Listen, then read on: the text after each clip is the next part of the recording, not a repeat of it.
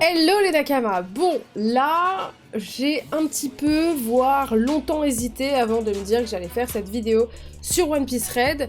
Il est actuellement 23h32, j'ai fini mon live et finalement, après avoir discuté un petit peu avec vous sur Twitch, j'ai quand même décidé de faire une petite review de ce film, même si j'ai déjà fait un tweet. Évidemment, je sais pas, tu peux pas vraiment tweeter tout ton avis parce qu'il n'y a pas assez de place et que Twitter de toute façon c'est un réseau de merde avec des abrutis qui ne comprennent absolument pas ce que t'as envie de dire parce qu'ils veulent juste faire des ratios et des retweets histoire de montrer toute leur abruticité.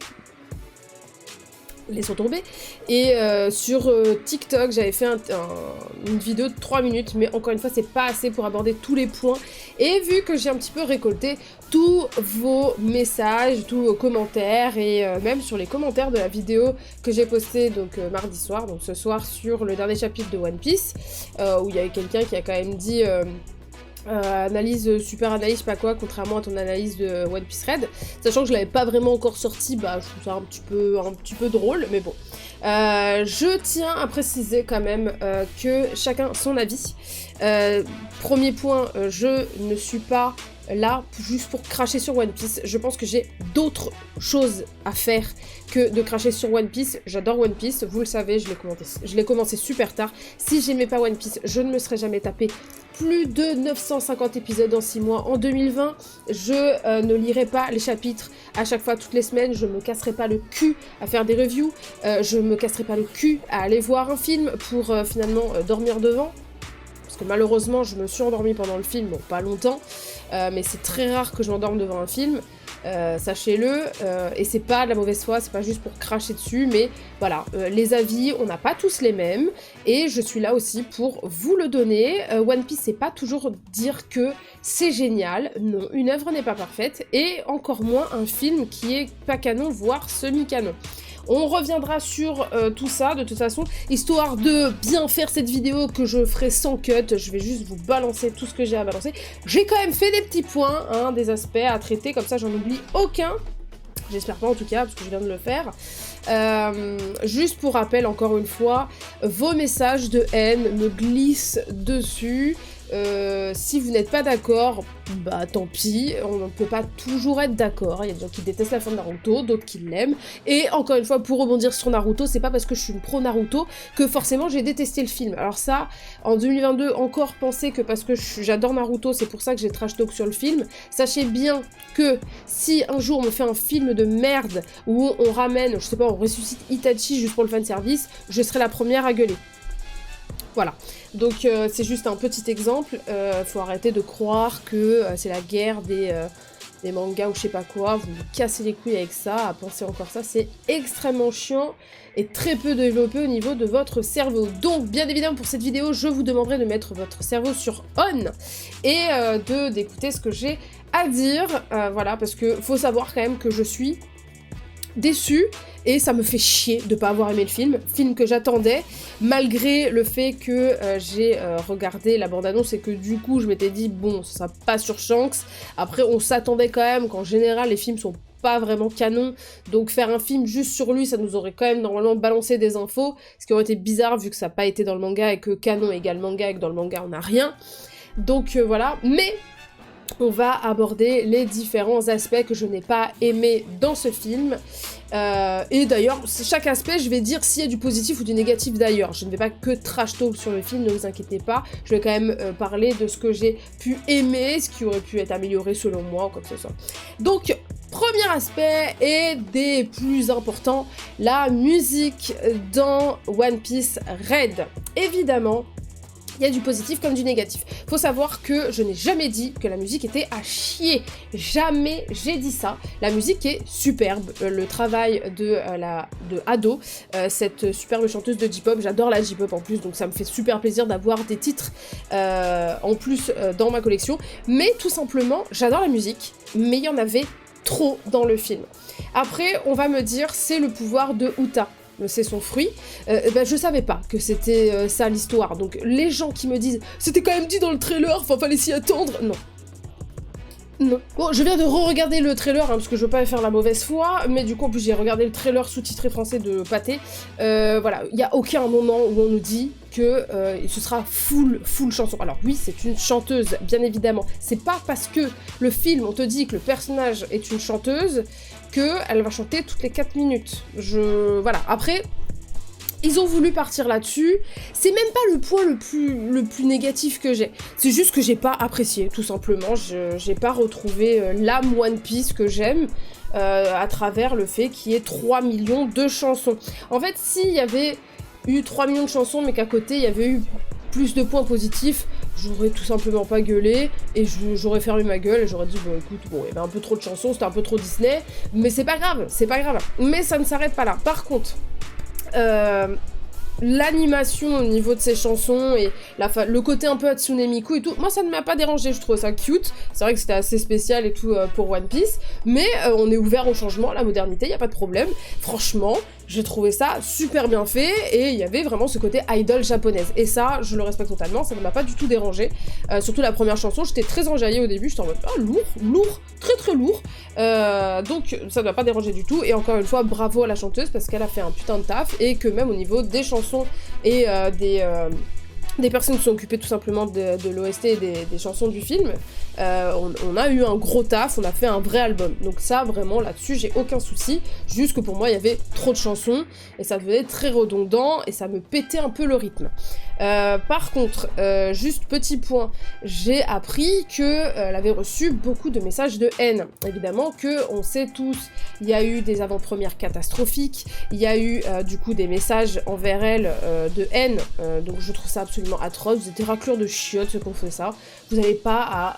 c'est comme ceux qui insultaient la seiyuu de Gabi dans SNK, donc je sais plus quoi faire, vraiment je sais plus quoi faire, ça me fatigue à un point, c'est incroyable, et bon bref, il y a eu ça, je comprends pas comment les gens peuvent faire ça, ça me vénère, bref. En fait, on nous fait passer pour des abrutis de première, alors qu'on est censé être une communauté quand même cool, évoluer, et quand t'aimes One Piece, t'es censé connaître les valeurs de One Piece, c'est-à-dire le respect, la camaraderie, et plein d'autres choses qui sont des bonnes valeurs dans One Piece, et faire ça, c'est juste que t'as lu One Piece avec ton trou de balle, et c'est vraiment dommage, encore une fois. Donc, si je dois terminer sur l'aspect musique, voilà, moi ce qui me saoule, c'est vraiment tous les commentaires en mode « Bah c'était sûr, en fait, c'était dit. » Non, c'était pas dit. À aucun moment, il est dit que tout le film serait quasiment une chanson. Après, à aucun moment, on m'a dit que son fruit du démon, c'était le fait de chanter. Je pensais que c'était juste une chanteuse. D'ailleurs, dès le début du film, je me suis dit peut-être qu'elle va se faire enlever et que, je sais pas, il va se passer un truc et tout. Elle peut chanter de temps en temps, y a pas de problème, mais je pensais que ça allait être autour du personnage de Uta, de la relation qu'elle a avec Shanks, mais pas forcément le fait qu'elle ait le pouvoir de chanter, je sais pas quoi, bref. Mis à part ça, voilà, on va peut-être clôturer... ça par arrêter avec votre hypocrisie, parce qu'encore une fois, c'est pas parce qu'on dit autre chose que One Piece c'est génial, que forcément on déteste One Piece, et on n'est pas en train d'insulter vos darons. Donc doucement, et calmez-vous dans les commentaires sur tu t'attendais à quoi. Frère, je m'attendais à autre chose, comme beaucoup de personnes, et arrête de faire croire que c'était écrit d'avance, que ça allait être ça le film, tu ne t'y attendais pas, comme tout le monde, t'as juste kiffé, moi pas. Bref, deuxième aspect, on va continuer sur le personnage de Uta. Le personnage de Uta, en soi, le fait qu'elle devienne une antagoniste et qu'elle ait pété les plombs suite à son passé avec Shanks, ne me dérange pas. D'ailleurs, ça m'a fait un peu bizarre, j'étais là en mode Shanks, il a pas pu faire ça, c'est pas possible et tout. Bon, finalement, on apprend qu'il a pas pu faire ça et qu'il l'a protégé comme... un peu ce qu'il a fait avec Luffy. Moi, ce qui me dérange, et d'ailleurs, dans vos commentaires, vous me dites « Mais c'est pas canon !» Bah non, en fait, le problème, c'est que là, contrairement à Stampede, où du coup, vous me dites « Ouais, mais tu dis que Stampede, c'est mieux, mais on a quand même eu un personnage qui a pop de nulle part. » Ouais, mais il était pas canon. C'est-à-dire qu'il n'avait pas d'incidence sur l'histoire, sur le scénario, et voilà, il a popé, et c'était fini. Là, on parle d'un personnage qui apparaît quand même dans le chapitre 1055, juste pour donner de la crédibilité à ce film. Et ça me dérange énormément, parce que du coup, on est en train de me dire que tout ce que j'ai vu et tout ce que j'ai lu de One Piece, eh ben en fait, on m'avait caché le fait qu'il avait une autre histoire aussi, avec cette fille-là depuis tout petit. Et on l'apprend 25 ans plus tard. Alors je sais qu'au One Piece, t'apprends des choses bien plus tard, mais là, c'est un peu... on m'a chié ça dans le scénar. J'ai pas compris. J'ai pas compris. J'ai pas capté pourquoi on était en mode « Ouais, il a grandi avec elle. » Alors je sais que Luffy n'est pas toujours en train de raconter toute son histoire à tout le monde, mais là vraiment on était en mode... On en a jamais entendu parler, il a jamais prononcé son blaze, ni Shanks, ni lui, ni au début où ils étaient à Ice Blue tous les deux. À aucun moment, genre, je sais pas, ça me paraissait genre comme un cheveu sur la soupe, genre j'étais en mode... J'ai eu du mal avec le fait qu'on mette ce scénario-là. J'aurais même peut-être préféré que Luffy découvre qu'elle est la fille de Shanks et du coup qu'il ait un intérêt pour elle, qu'il se dise peut-être qu'il y a moyen de revoir Shanks grâce à elle, qui es-tu, qu'as-tu vécu et tout machin. Non, on nous met carrément qu'elle a passé sa vie, le début de sa jeunesse avec lui, donc ok, donc ça sort de nulle part, ça pop nulle part, moi ça me dérange, j'ai du mal avec les personnages qui sortent de nulle part et qui en plus on t'annonce qu'il est canon, parce que comme je le dis encore une fois, dans le chapitre 1055, elle apparaît, c'est une toute petite ombre, après... L'histoire qu'ils ont eu tous les deux, à aucun moment c'est dans le manga, donc c'est juste un truc en mode, bon, l'histoire que je vous ai mis dans le film, voilà ce qui s'est passé, elle est morte à la fin, pose pas de questions. Encore une fois, ça me dérange un peu. Bon, voilà, c'est un petit peu compliqué quand même à avaler, je trouve, dans cette histoire. Voilà, ça rajoute un peu sur le fait que j'étais un peu flappy, c'est quoi ce personnage? Sachant qu'en plus, quand j'ai su que le film One Piece Red serait sur la fille de Shanks, j'ai trouvé ça très bancal. Je me suis dit, attends, on est quand même sur le personnage de Shanks, qui est un personnage qu'on attend tous comme des connards, depuis trop longtemps, et là tu me dis qu'il a une fille. Soit elle est complètement indépendante, il s'était caché depuis le départ, et du coup, voilà... Et je pensais de toute façon, dans tous les cas, que ça allait pas être sa vraie fille. C'était sûr que c'était une fille qu'il avait ramassée quelque part. Après, moi, ce que j'ai bien aimé, c'était le lien quand il l'a trouvée. Et du coup, il y avait un flash où, justement, ça lui rappelait quand lui, on l'a trouvée. Alors, c'est très bizarre, si j'ai bien compris dans le film. Mais du coup, je me suis dit, ah... Donc, il y a des petits indices, quand même, sur des parties canon, et même l'histoire de Shanks. Donc, c'est pour ça que le film est un peu bancal, parce que quand tu proposes un film qui est semi-canon, faut être bien au niveau de la timeline, de tout ça, il faut bien respecter un personnage, parce que c'est Shanks. C'est pas un personnage que tu ramènes juste pour le film Stampede, ou n'importe quel autre film. C'est Shanks. C'est pas n'importe qui, les gars, c'est Shanks. C'est un personnage ultra important, tu le ramènes parce que tu sais que les gens vont devenir fous à l'idée qu'il y a un film sur lui, mais fais ça bien, frérot. Genre, les frères, doucement. Je sais que One Piece est une pompe à fric, mais calma quand même, parce que là, je trouve qu'ils ont été un peu trop loin, et ça m'a perdu un petit peu. Donc, l'aspect du personnage de Uta, le personnage, ça va, il est plutôt cool en soi, même si elle casse les couilles au bout d'un moment, je peux comprendre et tout, mais bon, c'était voilà, un personnage qui est arrivé comme ça, et ça m'a un petit peu dérangé. Ensuite, troisième aspect, l'animation et les combats. L'animation est belle, sauf qu'il y a des moments quand même pour un film... Si vous regardez bien, si vous repensez un peu aux scènes, il y a des moments où les personnages sont mal dessinés, dans des moments de scène fixes. Il y a des moments où les personnages ne bougent pas du tout, genre pendant 10-15 secondes. Je pense à Brûlé, qui ne bouge pas pendant un long moment, genre il se passe rien. Et je me suis dit, les gars, c'est quand même un film. Je compare à tous les autres films que j'ai vus cette année et l'année dernière. Et quand même, je trouve que la Toei, ils ont quand même du fric, c'est quand même One Piece, c'est pas rien. On y va quand même, genre, je sais pas, j'étais un peu flappy, il y a des fois, Zoro il a une tête horrible. Genre, frérot, faites un effort quand même, un petit effort. Genre, ça m'a un petit peu saoulé. Et, mais en soi, l'animation, en vrai, elle est très belle, elle est bien faite et tout, c'est quand même caviar pour One Piece. Il y a une belle animation. Par contre, au niveau de l'animation des combats, j'ai un gros souci parce que je ne comprends rien du tout au combat. C'est illisible. Le truc, c'est qu'on voit par exemple Zoro qui court, là tu fais oh, et là, bah en fait, éclair, ça a déjà explosé. Je sais que c'est pas One Piece qui a les meilleures chorégraphies de combat, ni voilà, mais quand même, un minimum d'effort. J'ai vu mieux à Wano. J'ai vu mieux dans d'autres... même à Dressrosa, j'ai vu mieux. C'est-à-dire que là, il y avait des... Même, alors juste un exemple. Je crois que c'est le Jet Gatling ou un truc comme ça de Luffy. Dans Wano, ou même avant, quand c'était l'ancienne animation qui n'était pas ouf, quand il faisait ça, qu'il y avait ses points par milliers là, c'était mieux dessiné que là. Là, c'était des traits couleur chair qui se balançaient. Limite des traits faits, tu sais, avec un outil sur Paint, tout droit. Et j'étais là en mode, attends. Je suis légèrement flappée. Alors, est-ce que c'était une direction artistique? Je sais pas, j'ai pas compris. C'était pas joli à voir. Franchement, j'ai pas trop kiffé. Et encore une fois, les combats étaient illisibles. C'était beaucoup d'éclairs de partout. Et c'était too much. Je ne lisais aucun combat. Donc ouais, ça pète de partout. Mais j'ai envie de voir... en fait, même limite, les combats sont pas terminés. Les actions de combat... ne sont pas terminés. Et ça m'a dérangé. Ça m'a dérangé, j'étais en mode... En fait, on t'en envoie plein la gueule, en mode t'es content, il y a plein de boum boum, tout le monde se bat, voilà, sois content, ferme ta gueule. Voilà, c'est ça qui m'énerve, là, c'est que vraiment...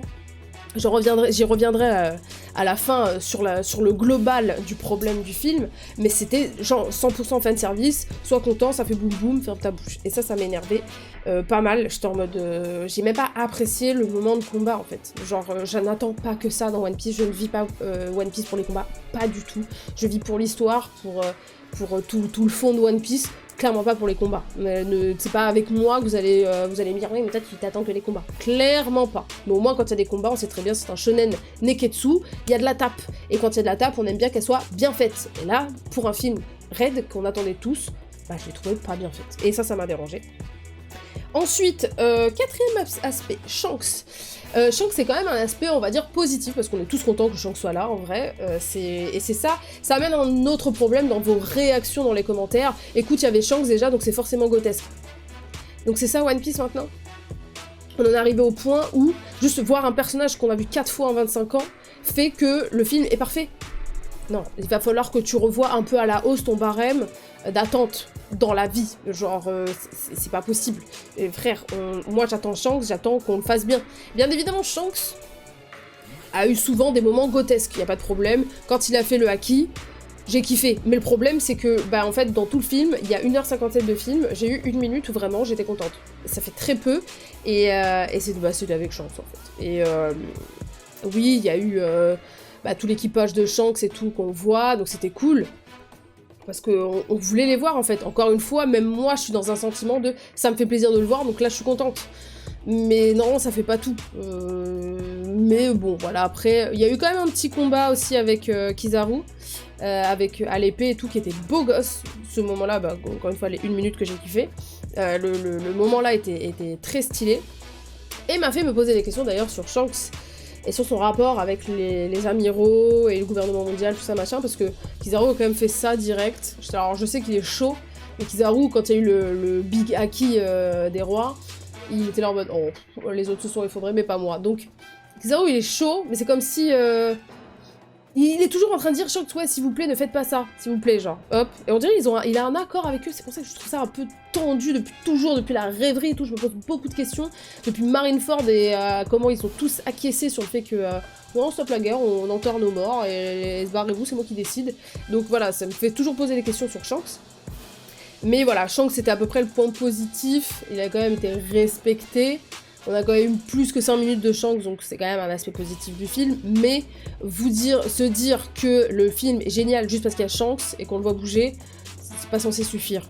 Frérot, c'est pas censé suffire. Je suis désolée, si tu penses comme ça, c'est que t'as pas forcément un barème très élevé pour One Piece. Je suis désolée, mais moi, One Piece, pour moi, c'est une œuvre colossale, c'est une œuvre incroyable, donc non, ma barre, elle est pas basse, tu vois. Donc après, chacun, encore une fois, son appréciation du film et ses attentes, mais là, c'est du pur fanservice, et moi, ça me pète un peu les couilles, même si on va me dire, oui, les films One Piece a toujours été du fanservice. Oui, mais non. Là, doucement, là, on est sur un truc semi-canon, là, on a abusé. Et du coup, on arrive à l'avant-dernier point, qui va être très rapide, Tot Musica, donc le boss du film qu'ils vont tous combattre.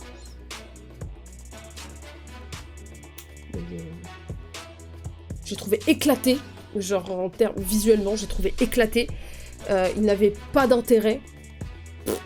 J'ai pas compris. Il n'y a pas vraiment d'histoire en profondeur sur ce truc-là. Ok, je veux pas tergiverser là-dessus très longtemps, mais Tot Musica, j'ai pas kiffé, juste en mode... Je l'ai pas trouvé beau, j'avais l'impression d'avoir un espèce de monde sorti de Whole Cake Island. Whole Cake Island que j'ai pas kiffé du tout, à part le passé de Sanji. Mais c'est un univers très folklore, très coloré, que j'ai pas trop kiffé, et j'ai pas kiffé ce monde, je l'ai pas trouvé intéressant à exploiter. Juste le fait qu'il soit très fort, c'est tout quoi. Après il y a juste le personnage de Uta derrière qui le contrôle, qui est possédé et tout, y a pas de problème. Pour revenir sur Tot Musica, le fait qu'il y ait un délire avec le monde des rêves et tout machin, j'ai trouvé ça pas mal, c'était quand même travaillé, mais c'est tout quoi, ça penche pas dans la balance du positif non plus, pour que je mette une bonne note quoi. Et du coup, on termine avec le sixième aspect, et le plus important pour moi, et celui qui m'a le plus yombe. En fait, je pense que c'est cet aspect-là qui m'a le plus énervé, et vraiment, je suis partie de la salle après. J'étais énervée, genre j'étais en mode c'est une blague. J'ai trouvé que c'était un manque de respect limite. Je vais bien évidemment parler du spoil dans ce film. J'ai trouvé ça horrible. Luffy Gear 5. On est où là? J'ai pas compris. Alors en fait, déjà pour les gens qui lisent les chapitres comme moi, qui ont envie de voir sa transformation en animé, bah en fait on se les fait niquer. Qu'est-ce que ça vient foutre là? Genre, what the fuck? Pourquoi tu m'as ramené le Gear 5 juste pour me faire plaisir? Ça me fait pas plaisir du tout de le voir maintenant, alors que c'est censé arriver en 2023 minimum dans l'animé. Pour les gens qui sont Animonly, mais pauvres de vous, c'est horrible! C'est horrible parce que les gens qui sont Animonly, qui attendaient cette... Enfin, qui savent, qui se sont fait spoiler sur le fait qui savent tout simplement qu'il y aura un Gear 5 pour battre Kaido, vous l'avez eu avant l'heure, dans un contexte what the fuck, qui est semi-canon.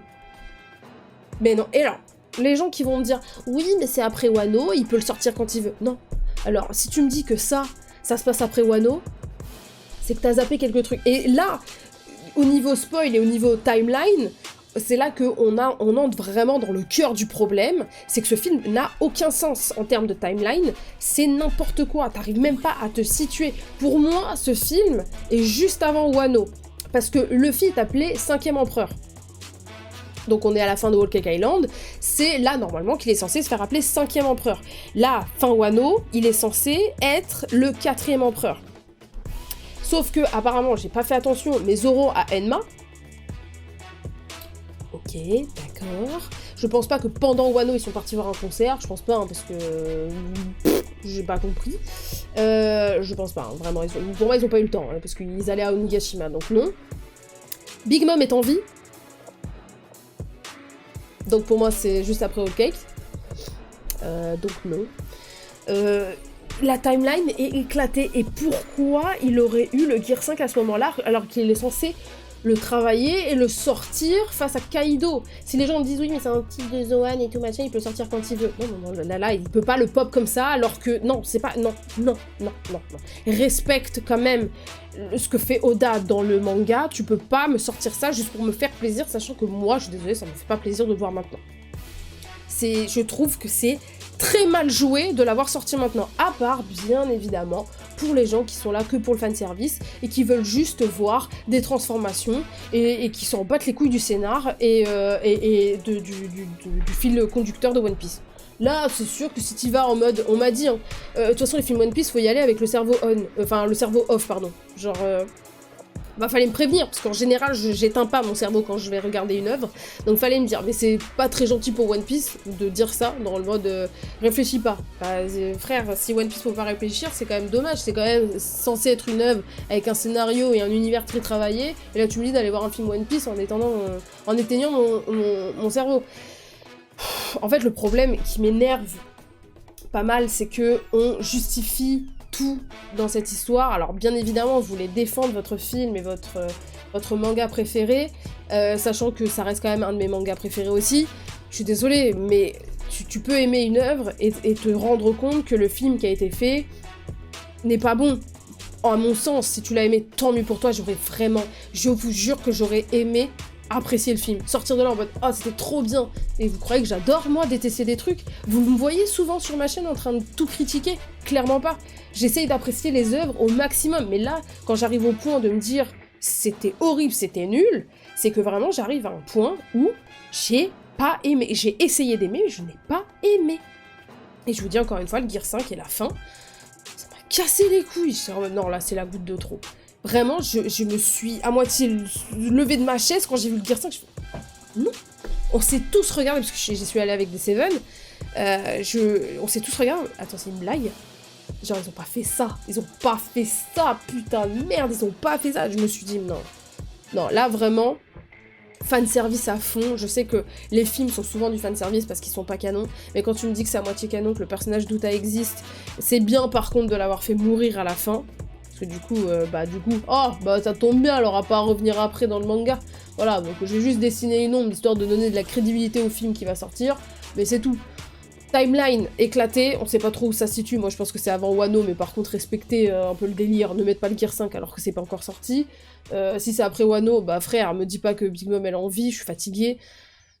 Oui, c'était bien qu'il y ait une symétrie au niveau des deux équipages, ça fait plaisir, tout ça machin, c'est sympa, mais ça suffit pas, je suis désolée, ça suffit pas. Et les combats, non, ils sont pas à la hauteur de ce que j'attendais, que ce soit en termes d'animation ou en termes de tout, n'importe quoi. Genre, aucune action n'était terminée. Voilà. C'est rare que j'ai autant détesté un film, mais vraiment, pour moi, il n'y a rien qui va dans ce film. Il y a quelques aspects positifs, mais la balance penche vers le négatif. Quand tu kiffes One Piece, tu lis le manga, t'as des attentes pour le manga, là, pour moi, c'est cracher à la gueule de ceux qui attendent beaucoup de One Piece, et juste satisfaire les gens qui sont là juste pour le fanservice, pour les combats, qui se posent pas trop de questions. Je suis désolée, mais c'est ce que je pense. Donc après, vous avez aimé les musiques, ça vous a pas dérangé les musiques, tant mieux pour vous. Moi, je ne m'attendais pas à autant, mais comme je vous ai dit, c'est pas le pire aspect, la musique, clairement, clairement pas. C'était juste que ça rajoutait une goutte d'eau dans ce vase déjà bien rempli en termes d'erreurs au niveau du scénario et de plein d'autres choses. Donc voilà, j'espère que vous avez compris mes arguments. Bien évidemment, je vous laisse commenter ce que vous voulez. Moi, en tout cas, mon avis est arrêté sur ce film. J'en ai assez parlé avec beaucoup de personnes, j'en ai assez parlé sur les réseaux. J'ai bien évidemment le droit d'avoir mon propre avis. Sachez bien que j'adore One Piece, sinon je prendrais même pas le temps à minuit de faire une vidéo dessus. Donc voilà, c'est tout pour ma review de ce film qui m'a vraiment déçue, et je suis déçue, et je continue du coup de lire One Piece et d'attendre vraiment cette saga finale pour rattraper le tout. Et voilà, bon, en tout cas, j'espère que du coup si vous avez kiffé, dites-moi ce que vous avez kiffé dans le film, ce qui vous a satisfait, ce que vous avez pas aimé, dites-le moi, si vous êtes d'accord avec moi sur certains aspects, dites-le moi, si vous n'êtes pas d'accord, dites-le moi aussi, y a pas de problème, je sais pas si je vais pas répondre à tout le monde, mais voilà, n'hésitez pas, toujours dans le respect bien évidemment, chacun son avis. C'est quand même la base de la chaîne, donc voilà. Sur ce, les Nakamas, n'oubliez pas, bien évidemment, de vous abonner, d'activer la cloche et d'activer le petit pouce bleu, et de me soutenir comme d'habitude, ça fait toujours plaisir. Donc si tu viens de rejoindre la chaîne, sache que oui, je fais partie de ces personnes qui n'ont pas peur de donner leur avis sur un manga comme One Piece, qui exige quand même qu'on ne dise jamais de choses négatives, parce que sinon on se fait défoncer, et oui, c'est bien ça le problème. Pour finir, merci aux personnes qui m'ont envoyé un message en me disant qu'ils me trouvaient très courageuse et qu'ils pensaient à la même chose que moi et qui savent très bien qu'il y a des gens qui n'oseront pas parler comme moi parce qu'ils ont peur de se prendre des tacles dans la gueule, et c'est bien dommage parce on peut pas s'exprimer sur One Piece sans se faire insulter sa daronne, et c'est bien dommage parce que sur plein d'autres mangas on peut le faire, alors pourquoi pas sur One Piece? C'est pas non plus un manga intouchable, c'est pas... Je suis désolée, il y a des choses qui sont à critiquer, comme beaucoup d'œuvres, toutes les œuvres sont à critiquer, donc merci de comprendre que la critique amène aussi le changement et des appréciations différentes, et c'est quand même important. Et puis en plus je suis une chaîne review et critique manga aussi à la base, donc je suis pas là pour vous faire plaisir comme d'habitude. Et sur ce les Nakamas, bye bye les Nakamas.